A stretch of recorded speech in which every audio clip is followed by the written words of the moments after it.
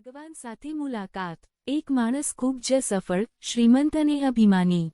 વેપારી આલમમાં ડંકો વાગે। ઘરમાં બધા પડ્યો બોલ ઝીલે, ખુશામત કરનાર મિત્રો આગળ પાછળ જીહજુરી કરતા હોય। તે માણસને વેપારમાં ખૂબ મોટી ખોટ ગઈ। તે જીહજુરી કરતા મિત્રો ગાયબ થઈ ગયા, વેપાર ઘટી ગયો। ઘરમાં બધા તેને જ દોષ આપી રહ્યા હતા। હવે જીવનમાં આગળ શું થશે તેની ચિંતા કરતા કરતા મનોમન પ્રાર્થના કરતા કરતા તે સૂઈ ગયો અને સપનામાં આવ્યા ભગવાન। તે માણસે ભગવાનને પૂછ્યું, પ્રભુ તમે મારી સાથે આવું કેમ કર્યું?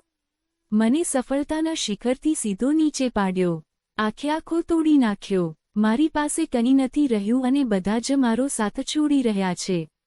પ્રભુ હું શું કરું? ભગવાનને કહ્યું, જે થયું તે મેં તારા સારા માટે જ કર્યું છે।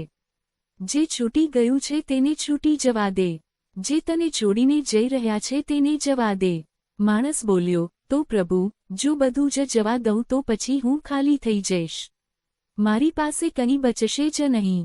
ભગવાને કહ્યું, ના એમ નથી, જે તારા માટે જરૂરી હશે, ઉપયોગી હશે, મહત્વનું હશે, જે માત્ર તારું જ હશે, તે તારી પાસે રહેશે। જેમ કે તારી પત્નીને બાળકો, તેમનો પ્રેમ સાચો છે, તેઓ તને છોડીને ક્યાં નહીં જાય। તારા માતા પિતા તને આજે પણ એટલા જ આશીષ આપશે। તારી આવડત, તારો અનુભવ, તારી ભૂલમાંથી શીખેલો પાઠ, આ બધું તારી પાસે જ રહેશે। માણસ બોલ્યો, પણ પ્રભુ, હું ખૂબ જ રાજાશાહી જીવન જીવ્યો છું અને હવે જીવનમાં આવી રહેલા બદલાવ માટે હું તૈયાર નથી। મને આ પરિવર્તનનો ડર લાગે છે। ભગવાનને કહ્યું, માણસ, તું ડર નહીં, તું બદલાઈ નથી રહ્યો, તું નવો બની રહ્યો છે। માણસ બોલ્યો, હું જે હતો તે નથી રહ્યો, તો વળી હવે હું શું બની રહ્યો છું? ભગવાન બોલ્યા, તું સાચો માણસ, જેવો મેં તને બનાવ્યો હતો તે બનીશ।